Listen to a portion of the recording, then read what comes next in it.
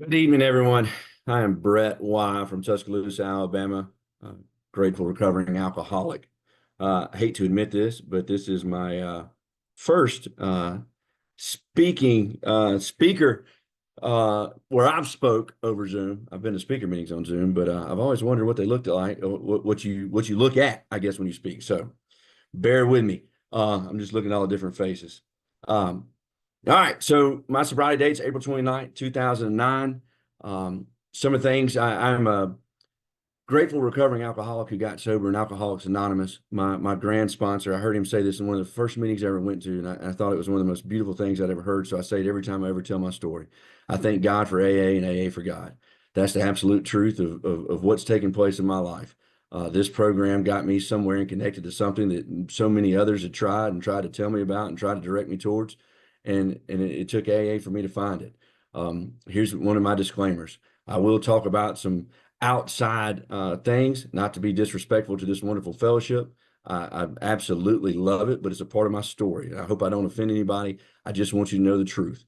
What I'm going to do, and here's my favorite lecture I ever heard. If anybody's ever been to Moselle, Mississippi, and been to a treatment program called Clearview Recovery Center, there used to be a gentleman by the name of Dick Clark, believe it or not, who was a counselor there.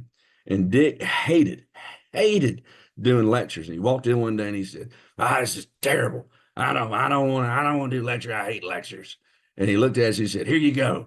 Find God or die. And he walked out. And it was probably the greatest lecture I've ever seen. Instead of doing that and closing down my Zoom and going back to dinner tonight, I'm gonna try to tell y'all how I found God. And the only way I know to do that is walk y'all through the story of me going through these steps. So honored to be here, honored to be sober to be able to do this. And man, it's an amazing thing that y'all do on these Zoom meetings and bringing these meetings to others. So here we go. Step one, we admitted we were powerless over alcohol and our lives had become unmanageable. First time I read that was in 2007. I actually walked into a treatment center a little bit above Birmingham, Alabama. And the first thing I thought was I wasn't powerless over alcohol. I honestly just went to that facility to stop the shakes. And that's not a joke. If I could just stop hurting, I was going to be fine. I felt like that was everything that was in my way. And unmanageability, I was not unmanageable. I was married. I had a beautiful wife. We had a home. I had a great job. I was like, I'm not unmanageable. I literally just have this physical allergy. I sat in that program for 21 days and I cried. Oh my gosh, we'd have group and they'd say something and somebody'd hit me with something out of the book and I'd boo-hoo and I'd have snot bubbles and I also knew that I was different from everybody else in that facility. And when I made my mind up to do something, I was going to get it done. So while they had all these suggestions, I, I appreciate those. I'm here for the medications. I'm here to catch a little sleep, eat a little food, and I'm gonna be on out of here. And at 21 days, that's what I did. And man, did I feel good. I felt good. Listen, when they came to pick me up, they came over the old walkie-talkie and said, Brett Wise rides here. And boy, I hugged everybody and I'd wrote these messages in their big book. I love you. You're my brother. And I'll talk to you every day for the rest of our life. And all these little stories. And I went outside and man, the sky was blue and the birds were chirping and the leaves were turning. And I was like, whoop, I can feel the spirit. Then we got in the car and we were heading out there and my wife was like, what do you want to do? And I was like, let's go to the mountains. I was like, this is a beautiful day. And I cranked up the radio and we opened up the sunroof and there we went. And 5 days later, everything wasn't the fairy tale. Fairy tale was kind of over. And I started not sleeping very well again. And I called a buddy of mine and I said, man, I don't know. I'm not sleeping like I thought I would be. I was like, I was so fired up when I got out, but now I'm a little uncomfortable and I got to kind of get my life back going. I didn't have, I just need something to help me. And he said, well, man, I don't know. He's like, what do you want? He's like, you want to go drink or you want to do something else? And I said, no, man. Just if I could sleep. And he said he had something called Klonopin. And I'll be honest with you, I had no idea what that was. I had somebody tell me it's like Xanax's hillbilly cousin. So that made sense to me being from Alabama. I was like, oh, okay. And I was like, well, what do I do? And he said, man, you just eat one of those and you'll sleep like a baby. And I was like, oh, well, let's do it. And so he brought me one. And man, I slept so good that night. I woke up the next morning. I was like fresh printed money. I mean, I felt good. I was like, let's go attack the world. And I wanted to start telling folks about how good everything was going. I was like, woo, come on. Sleeping good, recovered. Called another one of my buddies. I was like, hey, let's go hang out. He was so excited. He's like, man, How was rehab? I was like, come get me. We'll talk about it. I want to tell you all about it.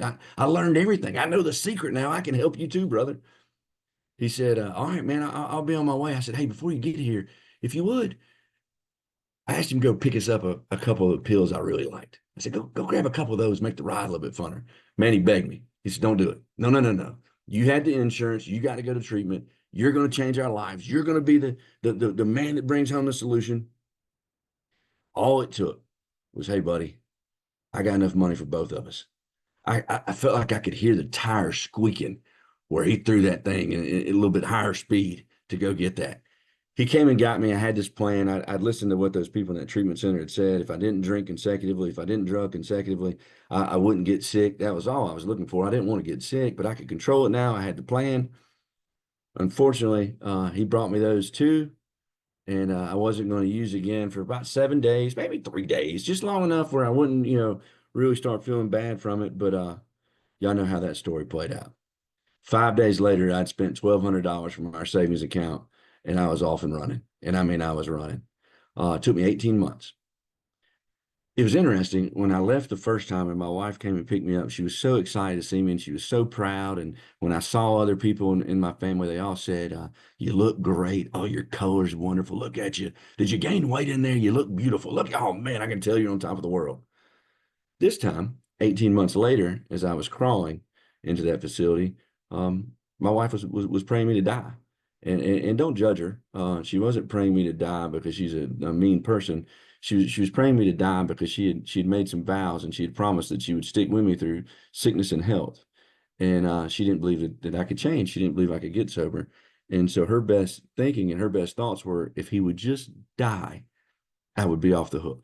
If he would just die, we could move forward. 18 months later, when I got there, it was 4 days after my son's first birthday. And all she wanted was for them to be able to have a normal life. And she knew I was tearing that apart. Step one, we admitted we were powerless over alcohol, that our lives had become unmanageable. Um, I was powerless. I was powerless. I took some little pill, tried to get some sleep, and I was off to the races. I knew it. I walked in the doors going, sorry, I was wrong. I'm an alcoholic. I'm dying. Somebody saved my life. Unmanageability. I didn't know about internal unmanageability. I didn't understand trouble with personal relationships, or couldn't control my emotional nature, or struggling with misery and depression. I didn't know about living like a tornado running through the lives of others. I didn't know about leading a double life. I didn't know all that internal unmanageability. What I did know was my wife was praying me to die. I had lost that job. Things were looking real bleak in Brett's life. So I knew I was unmanageable also. I really didn't have to have a lot of beat down on that. When they would say step one, I volunteered. Woo, yes, me. I'm in. I'm here. What's next? Can we keep moving?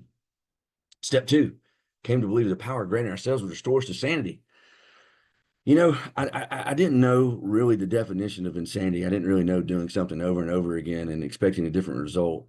So I had this conversation with this counselor up there this time, and she told me, she said, listen, I want you to go and really think about where this is taking you.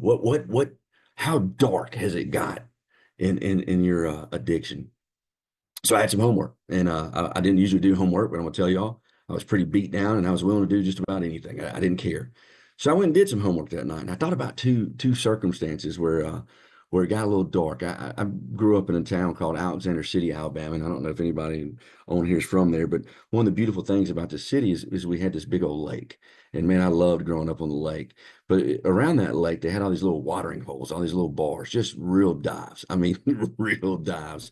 And one night, me and one of my oldest friends, we decided we were going to go to one of those, and we drove his brother's car. He drove. I was just a passenger, and we got to the bar, and at some point in that night, my buddy passed out on the bar. I mean, he was out cold. And being a good drunk buddy that I was, I threw him up on my shoulders, and I toted him out to the car, and I threw him in the passenger seat, and I was like, man, I got us. I'm gonna drive us out of here. Well, unfortunately, I was pretty intoxicated myself. And I don't know if y'all have ever been around these little small town lakes and on these little roads, but they don't, it's not real well lit, not a lot of street lights. And so I couldn't tell where I was going. There wasn't street signs. It was just, you had to know the dirt road, and I was too drunk, and I tried all the tricks. I drove with this eye, I drove with that eye. You know what I mean? I drove with no eyes. I drove with my knees. It didn't matter. I couldn't find where I was going. And so I decided I was going to pull off on this embankment and strategize. Well, I guess the grass was a little bit high and the dew had dropped. And when I finally made a decision, I'm just going to start driving. At some point, I'll have to see some sign or I'll run out of road and I'll go back the other way. But I just going to drive. And I started to come off this embankment. And I was in this little low, it's like an old Saturn, if y'all remember the old body style, low to the ground, little small car. And it started to slide. And I started going down this hill. And at first, it was kind of funny, like, woo!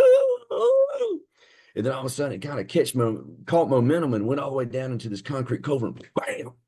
I mean, I slammed that car in that ditch, and I was like, "Oh, whoa, whoa, whoa!" And I didn't really care about the car. I cared about the fact that a cop might come by and I was going to get a DUI. That was my first thought. I am not getting a DUI tonight. This is ridiculous. He's passed out drunk. He's an asshole for doing that. I'm not taking the fall for this. So I jumped out of the car and went over to the passenger side and I opened up the door and I saw my buddy and he was just out cold. I mean, he was done.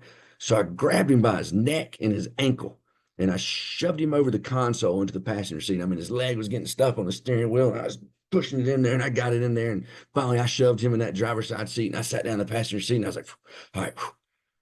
And he didn't wake up. He was still out cold. So what do you do to your buddy when he's passed out drunk? I mean, y'all know how to wake him up. Smack him, right? So I smacked him as hard as I could. And he just, wow, still out. I took a bottle of water and I poured it on his head. And I said, wake up, and he wouldn't wake up.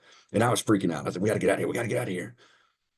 So then I thought to myself, man, I wonder if I cut off his oxygen, if he'll wake up. Like if he's not breathing, wouldn't he choke to wake up? I know y'all are thinking I strangled my buddy. I did not. Y'all are sick people. I didn't put my hands around his throat. What I did is I actually took his shirt and I twisted it and I twisted the back of it until it tightened up real good. It was like cranking a motor. And I woke him on up. And I said, man, I forgot one little part. When he wouldn't wake up after I smacked him, I punched his windshield. And his windshield had this big bust on it. And when he woke up, he was going, oh. And I started going, oh, man, oh. And he's like, what happened? I was like, I don't know. But when you wrecked this car, I hit my head on that windshield, you SOB. And he's like, oh, man, oh, yeah. Drove us out of there. I passed out, woke up the next day. We were literally right across the street. I mean, he went nowhere. But I thought about that. And I told that counselor that. I said, in my sanity, in what I thought was sane, in my drunken state, to get out of a scenario, I literally cut the oxygen off of one of my oldest friends. I choked him awake. But I also told myself this, you know what? I wouldn't have done that. I wouldn't have done that if I wasn't drinking. So I came up with a second scenario where I wasn't really intoxicated. One of those outside issues. At one time in my life, I was using a drug called Suboxone. It was going to be my cure. It was going to be my solution. And at this time, I woke up one morning and I was I lived in Birmingham and I was driving down to Alexander City and to Opelika where I worked as a finance manager of a marine. It doesn't really matter, but I would stop in Alexander City and I'd see my father. And I thought it was so cool. We'd sit at the table together and we'd talk, man. I'd go pick up a Hardee's biscuit or something. We'd just talk about life. And one morning when I got down there, he said, man, this is a big weekend. He's like, this weekend, your wife's coming and Laura's coming is what he said. She's bringing your son angling. And man, we're gonna go out on the boat and we're gonna have fun and it's gonna be great. And I was like, man, it's gonna be great. He's like, God, it's gonna be hot. I said, oh, it's gonna be hot out there. And we always were pontoon boat people. So we didn't, we just kind of dillied around, didn't really catch a lot of wind. So it'd get hot out there on that boat. He said, hey, let me ask you something real quick. And I said, yes, sir. He said, why do you always wear long sleeves? And I went, felt like a setup question. I took a big old bite of biscuit and kind of tried to stall for a minute. I said, man, I said, let me tell you, Pop. I said, it's a style. I said, this is just what we do. We wear long sleeves and cut off khaki shorts and flip flops, man. That's what we do. I said, like you. I mean, look at what you wear. You ain't cool. You're old school. You know what I mean? Like you just don't understand our style. And he's like, you're right. You're right. I'm getting old. I'm not cool. He's like, I was thinking about this weekend when we were out on the boat though. And he was like, man, at some point it's going to be hot. And I said, hot. He's like, at some point somebody's going to say, hey, let's stop the boat and take a swim. And I said, yeah, always jump out and take a little swim, cool off. He said, when we take that swim, I better not see your big butt wearing long sleeves. And I was nervous. I said, yeah, no doubt, no doubt, Pop. No way. Long sleeve. I don't swim in a shirt. What am I? All right, man, I'm gonna head on down to work. I'll see you later, Pop. Listen, I got in my car and I had about a 55-minute drive, and I had 55 minutes of pure panic. And every thought, decision, opportunity I could come up with. My first thought was that there's a Dick's Sporting Goods down in Opelika. I was going to go drive on down there to Dick's Sporting Goods and see if they sold wetsuits. And I just show up and just come on out and be like, let's go, let's swim. And I knew that wasn't going to work because I'm a bigger boy and I had like a can of busted biscuits out there on a pontoon boat. And I said, that ain't gonna be the move. So then I got to the marina and I started trying to think, man, what am I going to do? What can I come up with? And then I realized when you go in a marina, they if you wreck your boat, they'll fix it, and they'll paint it. And I was like, man, I'm gonna act like I was having to paint boats today. And so I took some of that paint and I put it all over my arms to cover up my arms. And I kind of looked like a fishing lure because I had a bunch of sparkly paint on me and it didn't cover up anything. So I got me something. I got that off of there, and I said, "Well, that's real stupid." And then I realized if your boat motor goes out, the mechanics fix them. I said, "Man, this is perfect." I'll go back there. I was helping the mechanics. I'll get me a little grease. I'll put that grease on there. It's about the same color as the problem I got going on. It'll all match. Ain't no big deal. So I got grease and I put it all on there. I kid y'all not. It it like highlighted it. It like made them glow. It was insane. So I got me some Gojo and I got that off. And I was like, I don't know what I'm gonna do. I don't know what I'm doing. I'm freaking out. But then I had the idea.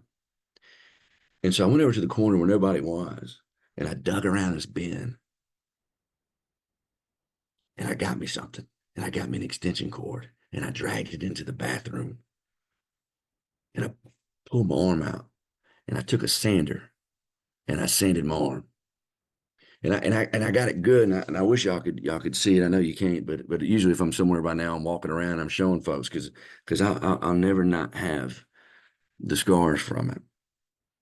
And what I told them was boat motors. If you've ever been to a marina, boat motors come in these big wooden crates. And these big wooden crates, I told him one of them fell, and I sprung like a hero to catch it to try to save somebody, and it happened to rake down my arm and take the skin off of it. Man, they had it bandaged up, and they were unbandaged, putting the Neosporin on it. And, oh, man, I'm sorry. And I was like, yeah, just hero son. I don't know what to tell y'all. When I told that story to my counselor, I said, I think I'm insane. I literally to continue to protect this double life I'm living, this other identity, this drug addict. I took a power tool and I sanded the flesh from my arm. I was in. I need help.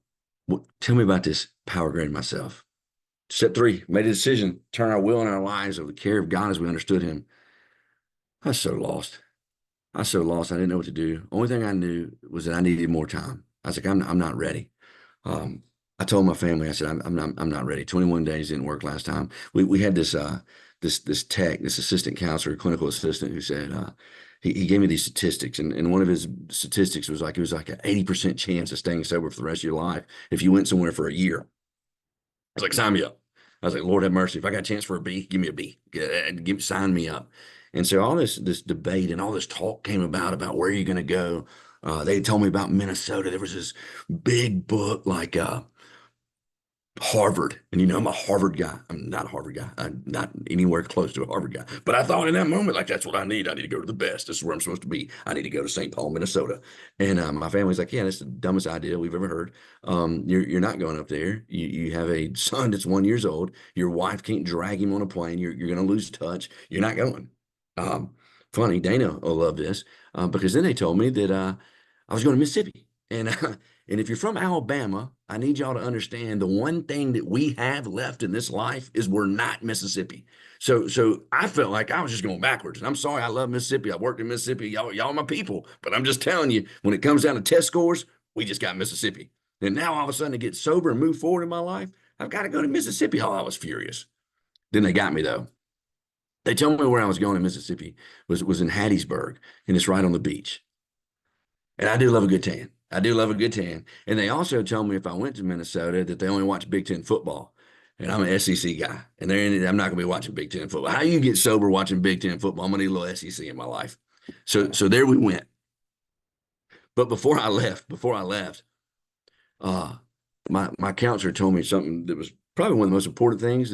I don't know. There's so many important things and influences in my life, but one of the things that really changed my life. She said, "Hey, you're so uncertain about where you're going, and you're so uncertain about what this God image is. Why don't you get on your knees and pray for God to let this be the place?" For God to meet you in Mississippi, for God to ride with you to Mississippi, for God to have a relationship with you, and this would be exactly where God wants you.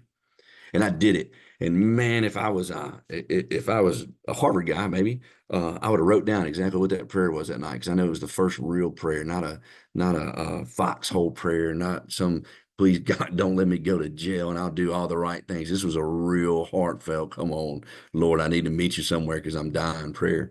And so we headed home. Before I went to Mississippi, I told him, I said, I need to go home and check on my wife, make sure everything's all right. I've been gone for 28 days now. There might be some problems that I need to come home and fix. My counselor told me I had all this paperwork I needed to take with me. It was like a first step inventory and had all these little secrets and things that I needed to work through. And so we called my wife and said, hey, we're going to bring home some really important information. We need you to set a good, healthy boundary and not read that. One day, y'all be able to sit down as husband and wife and go through these things. But for today, Brett just needs to hold on to this so he can keep working through it. And she was like, absolutely, absolutely, I will honor that. That night, I had a little spaghetti, I think, had a good little dinner, went to sleep, woke up that morning, and her claws were in my arm. And she had taken that first step little pamphlet and wrapped it up like one of those old little souvenir baseball bats, real tight where you get real hard. And she's just whacking me in the head and just smacking me with it. And she's just screaming at me. And I wake up, I go, what's going on? What's happening? She's like, you're a liar. You're horrible. And she just beat me with this thing. And I jump up and I run downstairs. And I'm like, dear God, what's going on? I see my bag and it's empty. And I was like, am I staying? She's like, no. And I look closer and she's throwing my stuff outside. I'm like, oh, dear God. I was like, hey, what? She's like, get out. And so I reached and I grabbed the phone and I made a phone call. Here's where the first time I know God showed up. I didn't know in that moment, but I didn't call a buddy to come get me. I literally called that facility, that treatment center, and I asked if they could help me get a ride to Mississippi. I said, man, if I don't get to Mississippi, I'm gonna mess this up. This is a problem. And I even called my dad. My dad was like, yeah, a little busy. I can be there. Treatment center was like, let us see if we can get you a taxi. And I'm literally outside in a t-shirt and boxers, just pacing, pacing in front of my house. And we lived in townhomes. So it wasn't like there was a lot of room. I mean, I bet I look like a freak. But I'm out there pacing, trying to make calls, trying to get to Mississippi, doing whatever I can because I know it doesn't look good. It's bleak. She walks outside and she goes, get in the car and we'll give you a ride. And I was like, oh, you're not mad? She's like, oh God, I hate you. She's like, but you're such a screw up. If I don't take you myself, you'll ruin this for your son. And while I don't like you, he deserves a father. Whew, it was heavy. We jumped in the car and we headed to the beach. I was so fired up. Let's go to the beach, baby. It's gonna be all right. We got to we got to about Laurel, Mississippi for all my Mississippians. And I looked at her and I said, I don't see palm trees or sand. And I said, y'all tricked me. I was like, I'm about to milk goats to get sober. And she just looked at me and said, shut your mouth. And I did. We pull up this little treatment center. And, I thought I needed to go to this big, beautiful, like expensive place because that's just who I am. No idea why I thought that.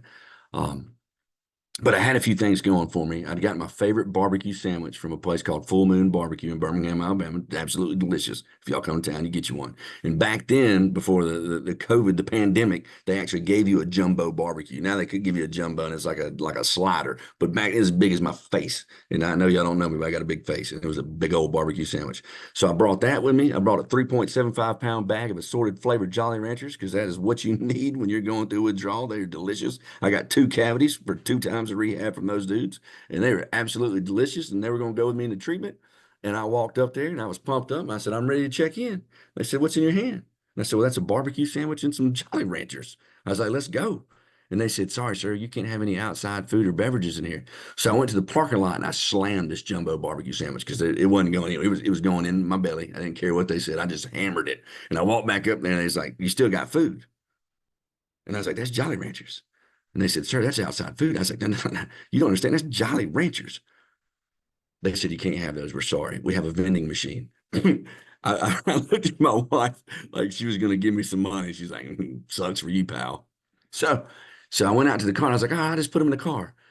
I wish y'all could see my whole body so I could point to all the areas that I hid Jolly Ranchers when I went out to that car so I could come back in and smuggle them in. I mean, I had them everywhere you could imagine, just trying to get a few Jolly Ranchers in this place. I literally would open up a Jolly Rancher and lick it a few times a day, trying to save it for my 30 days that I was going to be there before I went to sober living. I had to have them, but it was going to be okay. We were going to be fine. That night, it was my first experience. I was in Moselle, Mississippi, and I'd never been in Moselle, Mississippi. Didn't know anything about it. And that night, they let us go outside. It was really, really nice of them. They let us go outside and smoke, and they didn't lock the doors or anything like that until curfew. So I'm sitting out on the porch, and any of you individuals from that area need to know, or not from that area, need to know if you ever travel there, take bug spray. The biggest mosquitoes that God's ever put on this earth live in Moselle, Mississippi.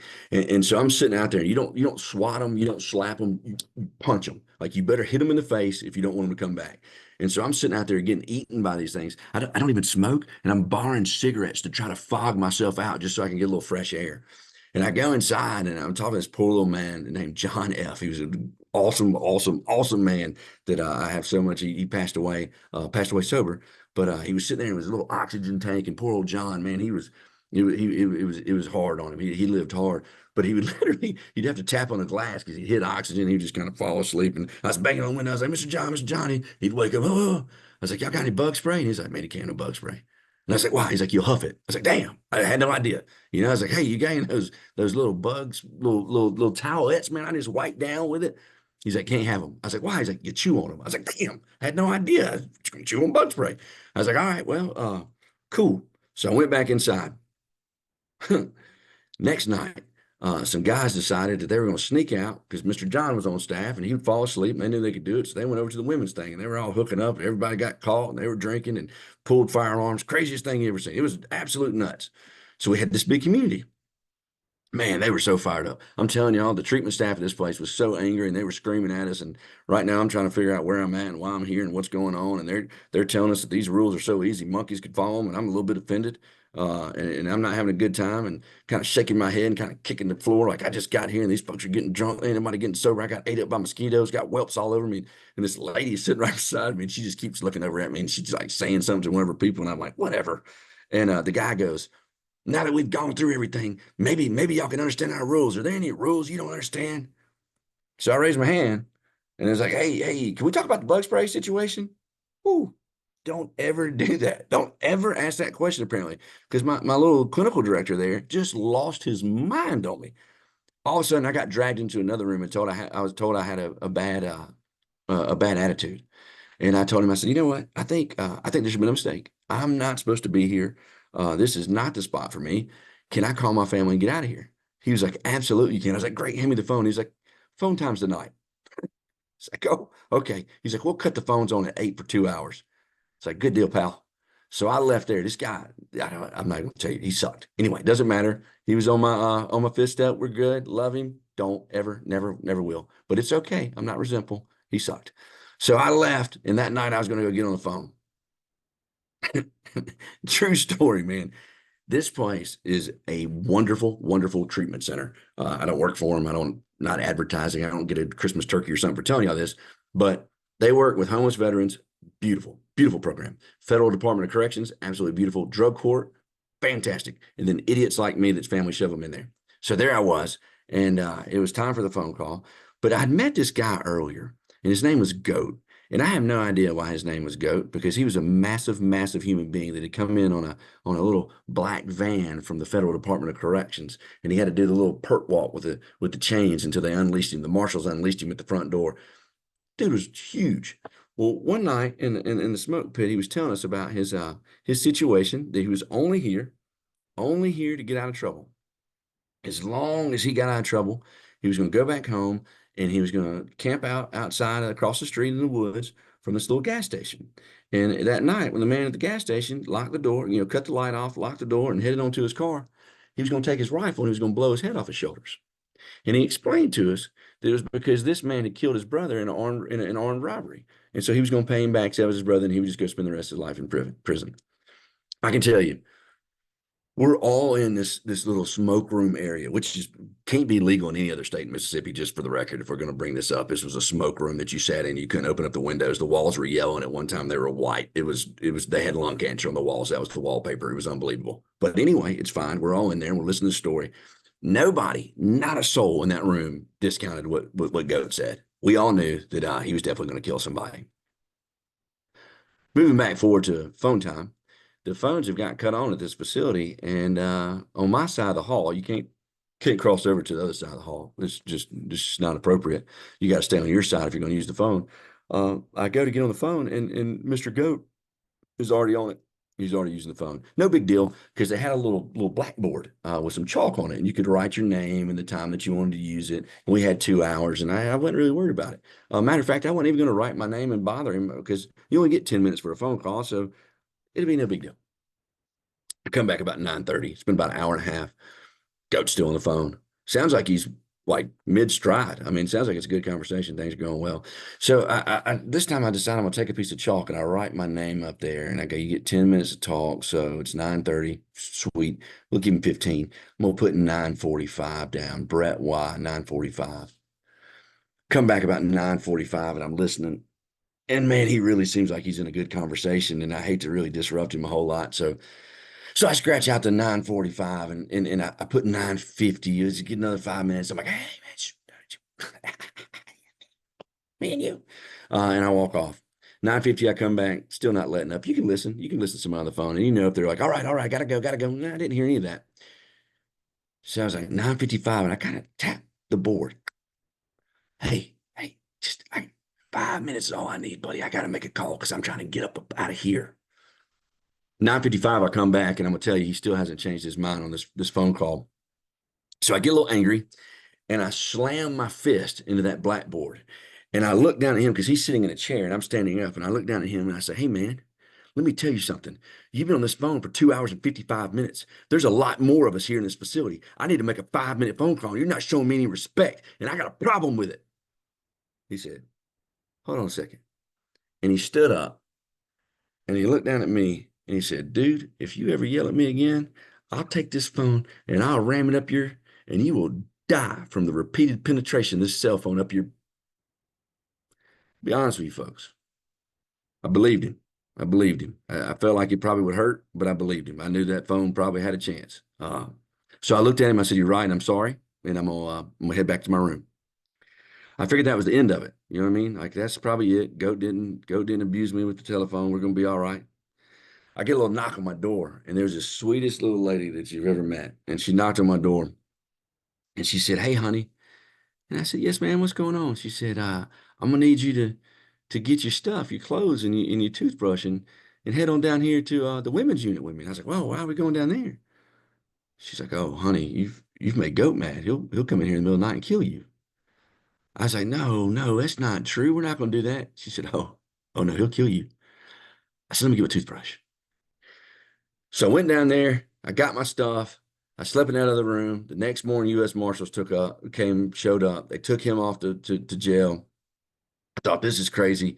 It's every other night for you to get the phone. So the next night I didn't get the phone because the women got it down there in unit. I was waiting on another night. The next day, I kid you guys not, there is a massive brawl that's about to break out in our community room. And it's the craziest thing I've ever seen. It was all over popcorn in a chair. And I mean, there's sides have been chosen. Somebody's about to die. And they're looking at me like I'm gonna choose sides. And I just get up and I go to my room. And I lay in my bed. And for the first time that I can remember since I left that treatment center in Birmingham, I just started talking to God. And I said, I knew you didn't know me. I knew you forgot about me. I knew I was jinxed. I knew there was a black cloud that chased me everywhere I went. I knew I was doomed to an addict's death. All I asked was to send me somewhere that you could help me. Send me somewhere where I could build a relationship with you. You took my Jolly Ranchers, you took my barbecue sandwich, you got me out here in the middle of the woods with no palm trees, no beach. You got me getting eaten by mosquitoes. You got some guy named Goat that's trying to do some really horrible things to me. Now there's some kind of big old fight about to take place. I give up. There wasn't a burning bush. There wasn't a speaker that came out of the wall and said, Brett, Brett. It was the clearest thought in my own voice that I'd had, maybe since I can remember, that just said, "Hey, man, you thought all those things were going to be what changed your life. We had to remove all that so you would finally come back and try to build a relationship with me." I know without a shadow of doubt, he was never, God was never not there. I just thought everything else was going to be what connected me. And in that moment, I thought everything I've ever been given in my life, I've taken advantage of. Scholarship to play football in college, uh, beautiful wife, a son that I wasn't being a father to. Beautiful to me, excuse me, the most beautiful woman in my world. Wonderful kid who I was out doing whatever I thought was important at that time. Taking advantage of all of it. I had to work. I had to actually do something. Right then and there, step three, made a decision to turn my will and my life over to the care of the gods. My thought, the care of God, as I understood him, as we understood him, my thoughts and my actions had to move towards God. I got out of that facility. I immediately got a sponsor. They didn't do a lot of step work in that facility. I got up that day, just for the record, and I said, I'm not leaving. I don't care what comes at me. I don't care what they do. I don't care what happens with everybody else. If something else goes down, I'm going back to my room and I'm going to pray.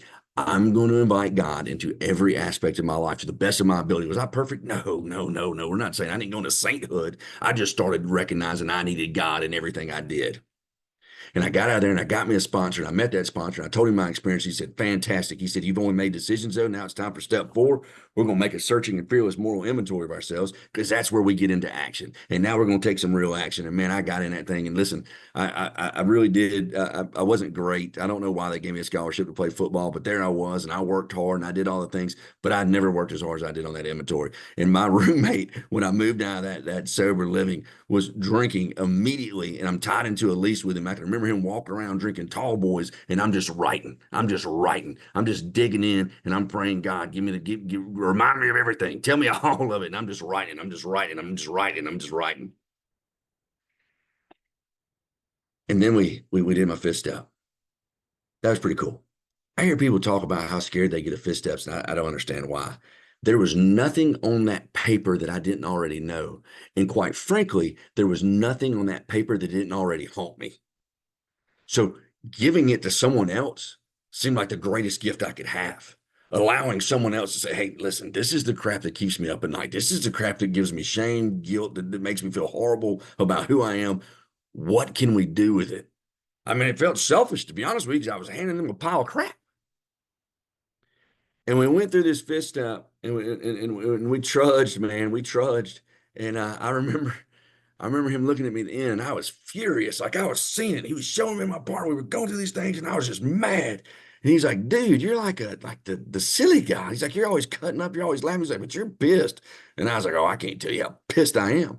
He's like, why are you so mad? I was like, because it all comes back to me. Me. I'm the common denominator. I'm the guy that did these things. I'm the one that influenced these things. He said, let me ask you something. He said, you told me about your third step. You told me that you were turning your will and your life, your thoughts and your actions over the care of God.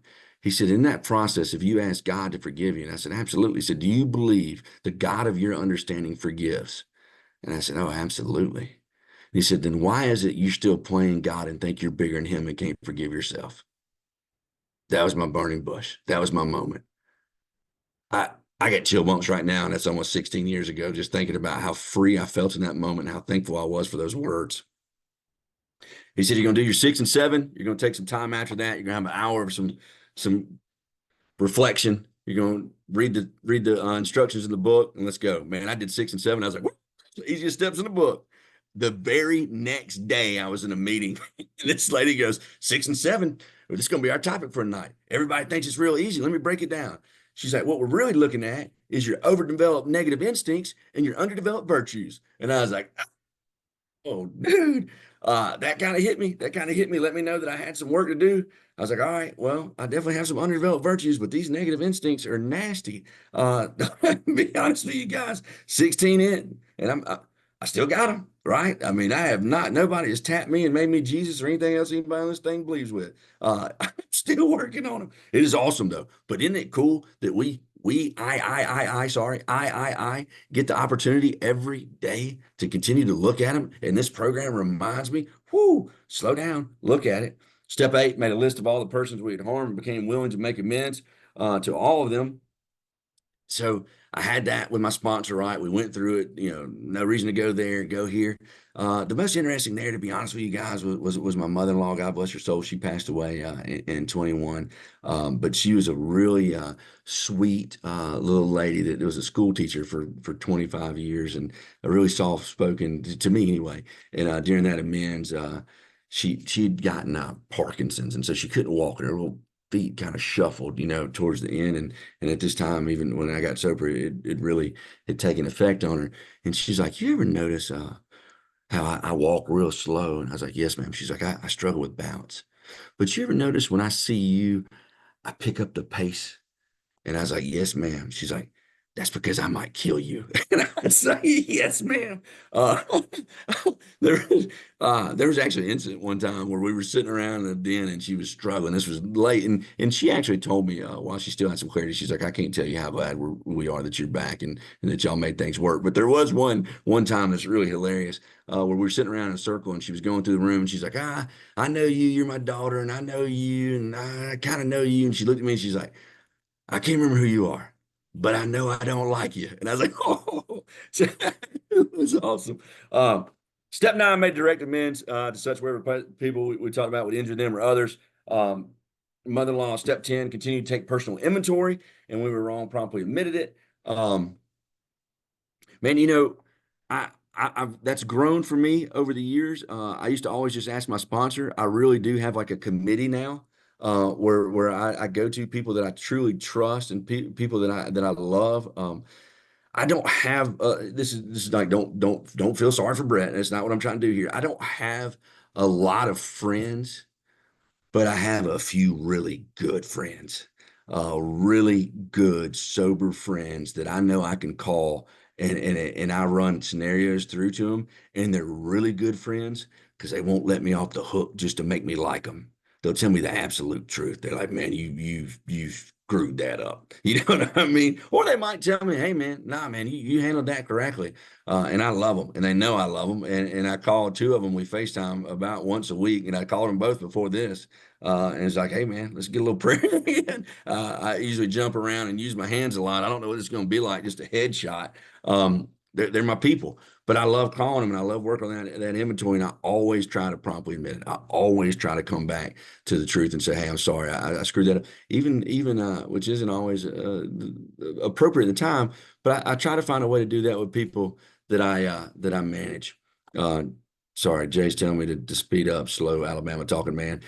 Step 11, sought through prayer and meditation to improve our conscious contact as God as we understood him, praying on for knowledge of his will and the power to carry that out. Here's the truth. I suck at meditation. I'm sorry. I hate to admit that to all y'all. I've tried. I get what I do typically is I try to have conversations with God, then just relax enough to let my mind be open. Guided meditation and read meditation, I don't do so good with, but I just try to relax enough and slow my mind enough when I have a conversation to see if I can listen to what he's trying to tell me and not what I'm trying to tell myself. And the best times I do that are on drives. Man, I really love not turning on the radio, turning the phone off, and just driving. And sometimes I scare myself, to be honest with y'all. I'll get down the road and be like, "Holy crap, how long have I been driving?" But that's what works for me. Step 12, I mean, what a wonderful step. Having had a spiritual awakening as a result of these steps, only because I went through these steps, we try to carry this message to alcoholics, practice these principles in all of our affairs.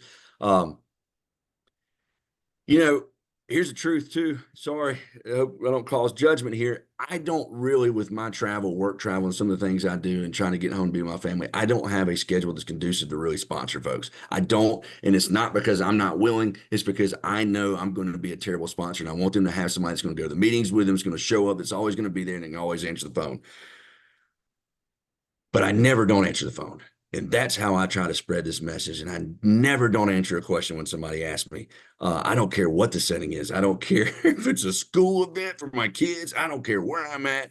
I always try to be honest about who I am, what being alcoholic means to me. I obviously keep the fellowships out of it, but I will tell people a million times over my truth. And that's where the truth is. I found God because I built a relationship with some really cool people and they showed me a way. And so that's been amazing. And the best thing I love about the 12th step is how we get to practice, we get to work towards practicing these principles in all of our affairs, right? And that's what I continuously work on every day because it's not just this thing really for me today has very little to do with alcohol. I know the origin of where it started, but it's everything. God brought me here to be with you guys to change all of my life, not a piece of my life, all of my life. And so I try to pass down what you've taught me to my kids and to those that I'm around. That's the beauty, man.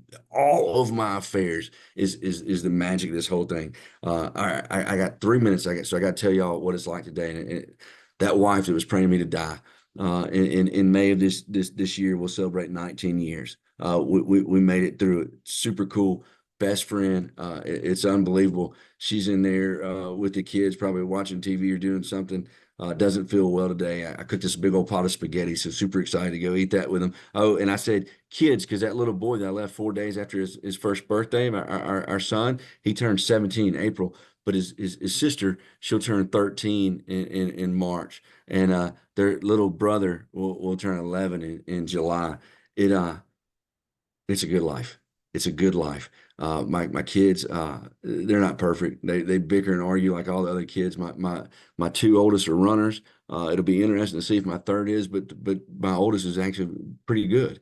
And my middle child, the girl, is he's her hero, which is super cool. And now she's running, and I get to watch him just pour into her before every race, talks her up, boosts her up. It's so positive and like you're going to be great. And you're going to be wonderful. And I'm like, man, this is amazing. She was really fortunate. She's 12 years old in the seventh grade, and this year she got to run varsity with the girls varsity cross country. And we were down not Orlando. I'm sorry, we were down in Pensacola. And she got to run, and I kid y'all not. This is the young family tradition here. First 50 feet in, she loses one of her spikes. She loses one of her cleats, and she's running with one shoe, one sock the entire race. The 12-year-old little girl completes the race, does really, really well for her first ever race, and finishes to the finish line and runs and leaps on her brother and is just hugging him and screaming how excited she is. I thank God for AA and AA for God. I get to enjoy those moments today. God willing, the creek don't rise. 16 years, 15 years, and however many months it's been a day. I get to enjoy those moments, and I'm not a distraction to it. I'm not ruining the moment. I just get to stand back and see God's love in all of my affairs. It was a blessing being here with you guys tonight. It's amazing the folks y'all have and how y'all bring these people, these meetings to folks. I'm honored, truly honored. Love you all. I know that's what we do, but I love y'all. Thank y'all so much. Yay! Oh my God, you're wonderful. Let me